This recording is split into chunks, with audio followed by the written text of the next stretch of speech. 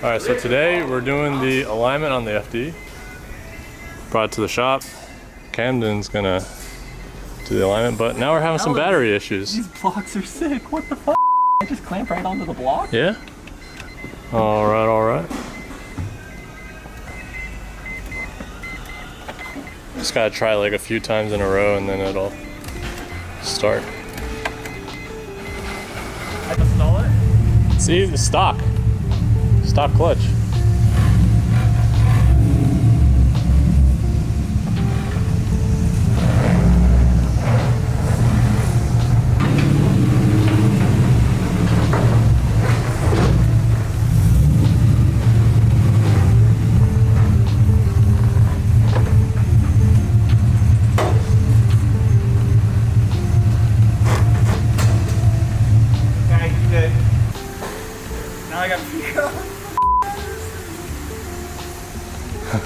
It's a challenge. Alright. It's not like some weird vertical This? Oh.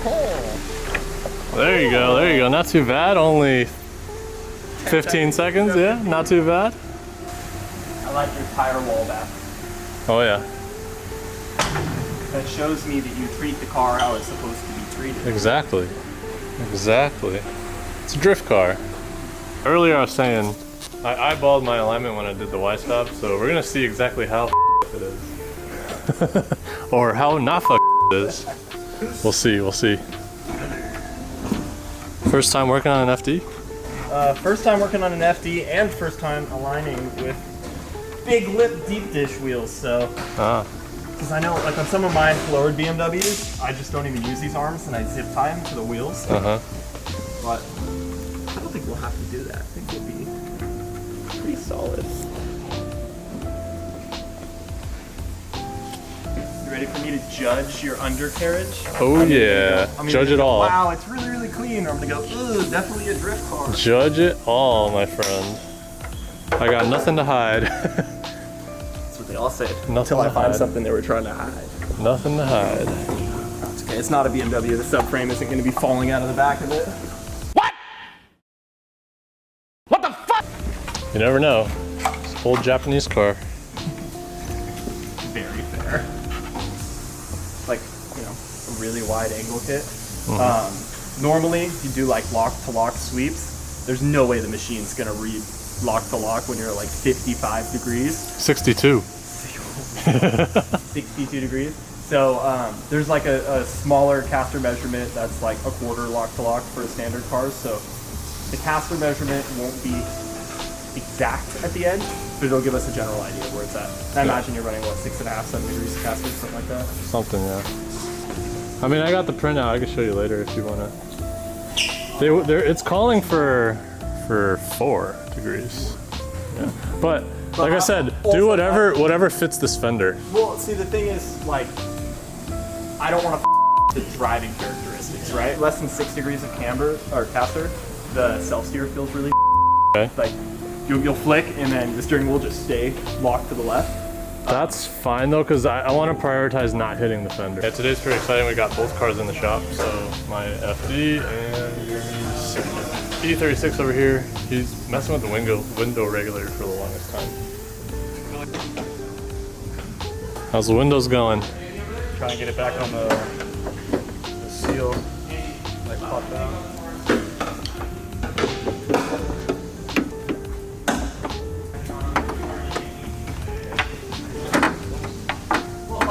It's pinching at the top, that's the problem. That seat's worth more than my last car. Oh, it goes up against the seat. I see. Nice. And then usually on the drift cars, I'll use that because of the slope of the seat. I don't think it's going to work. So yeah. I'm just going to have to eyeball the straightness of the wheel. That's fine. We have like a little level, but I think the level is not level. I've never actually seen the brake lights light up on my car before because I'm always driving it. It's a very weird feeling to let someone else drive your car, but you're not inside of it. I bet watching my car drift while someone driving it will be crazy. I'm gonna be honest, I like the broken tail light way more. Are these aftermarket? Yeah. I like resetting it because I'm gonna try to get these arms to be Oh, I gotcha. like that.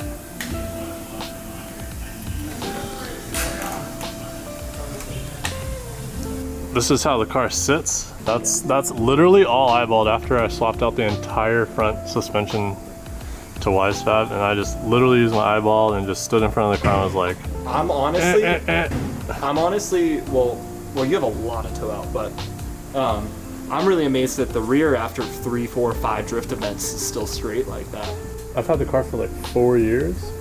Never had alignment. Never had alignment. So it hasn't moved. That's yeah. pretty good. So you want? So I did pretty good toe, right? Yeah, for eyeballing? It's a little more toe out than I personally would like, because you're just kind of scrubbing your tires, but Yeah. it's not awful at all. Like, I mean, for eyeballing, that's pretty good. With my glasses, I can do. I mean, I do too. So. So you want to get as close to zero camber in the rear, right? Slightly positive is fine too. Okay. Because I noticed in the videos it squats a ton, and when it squats, it's going to negative out. So if I do like a hair positive, it's fine. It's true. All right. Let's see what we can. And then yeah, just zero the toe out, I guess. And then we'll have. I gotta check whatever your little custom alignment spec thing is. And then just mystery like, caster. It makes me sad that I have to remember because it's gonna toe. Oh, I gotcha. Which is fine, cool. So yeah, we won't have much in terms of knowledge of where your caster's at.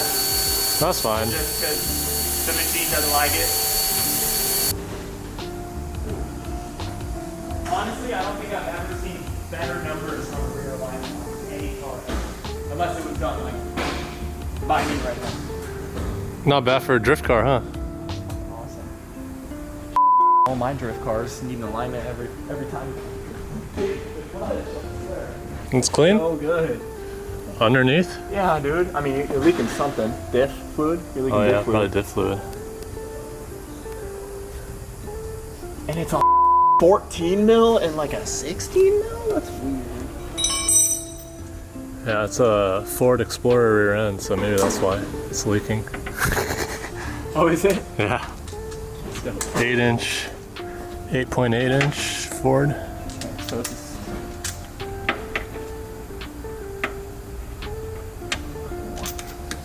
17 for the loosener, and then it's gotta be a 14. You're right. I'm pretty surprised how clean it is under here. So what we're adjusting is this right here, and this should adjust the camber, I believe. We'll see.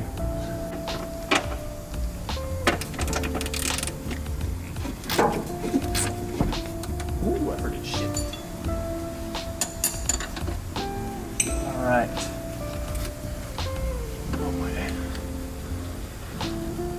Oh, you can see it changing live, right? Yep. Ooh, now it's all red. I'm fucking right now. It's gonna ruin the toe. And that is pretty much maxed.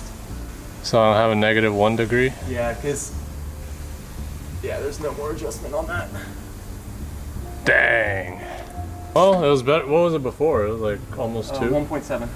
Oh, okay. So I guess I'll just try to get both sides to be the same. That way your tires wear evenly, so you don't have to do any side-to-side rotation BS. So now we got like a degree less of toe or camber. Yeah, on the right. The left side was already set to max. In fact, I bet you the right side walked. I bet they were both set to the minimum amount of camber, and because you have over here, okay, and it slipped. Walked a little bit. Okay, so next time I should get aftermarket arms so I can get it to 0. Yeah, lower control arm. Okay. I mean, the other thing is, they might. Is there adjustment on the top? Let me check. If there's Yeah, I think so. Not on that one. No, there's no adjustment on the top. Because like a lot of like drift car fancy, because like I think Wisefab might even make something. Basically, all you have is adjustment like this on the bottom. Right? Yeah. But if you get if the upper arm's adjustable too, Shorten the upper. not only can you go like that, but you can actually change your track width. Oh. Because if you're adding length on both of them, the bottom and the top. What if I just shorten the top? It'll camber it in as well, right? Or I guess you could extend it to straighten it out. Okay. There's no way to extend a stock part. Okay, now we're gonna do toe, is it? Hopefully. See if we can Aftermarket toe arm right here.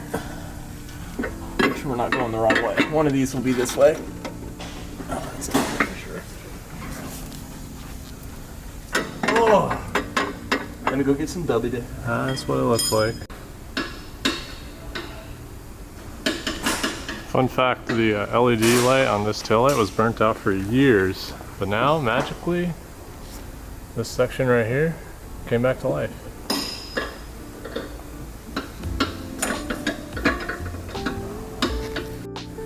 Hell yeah. Something tells me I will be spending quite a bit more time getting this thing out of the way. If the rear's taking me so long, then not surprising if the front's the same. No worries. But I only got the 0. Instead of 0, you set it to +1, so when it walks, it ends up at 0. Wow, all green now. Getting there, we're getting there. Looking good. The only thing I want to say is I like new angle kits because they're easy to break loose.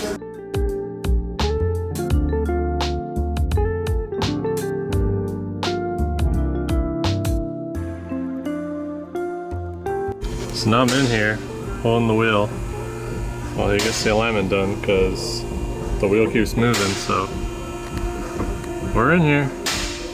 So the FD is all done alignment-wise. Everything looks good. Alright. So what are we doing today? On the E36. What are Some, these? adjustable camber arms. These are huge. It's got. I mean, you don't necessarily have to remove the diff, but you have to undo all the bolts so that you can maneuver it out of the way. Let's take a look. This bolt, when you back it out, it's so dumb, dude. Like literally, it's so long that it'll get stuck against the axle shaft and basically the differential. So you have to kind of scoot it out of the way. Apparently the passenger side's the easy side and the driver's side's the hard side, but I don't know. At least we're halfway there, It right? wasn't difficult, it was just a pain in the ass. So basically you have to loosen disconnect the diff. Yeah, And disconnect it. shift it over. You can leave to the drive shaft to get to this hole. Yeah. And now we're gonna shift it that way Shift it to this get way. to get this bolt out. Exactly. But that's cool that it has enough adjustment to go left and right. Yeah. Otherwise you have to like drop it. If we drop it, that would suck. Good old E36. Yeah.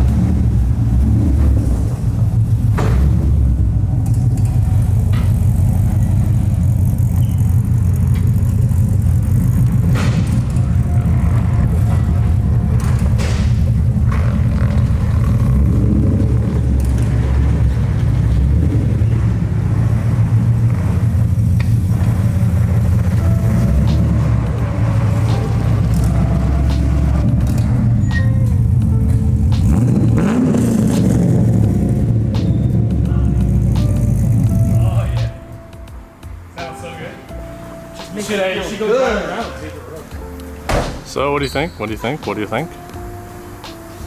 It was straight coming off the alignment rack. It felt straight. That'll conclude the alignment for this one. On to this guy's car. You still got to test ride it. I don't fit, so I can't. Me trying to drive that down the road too.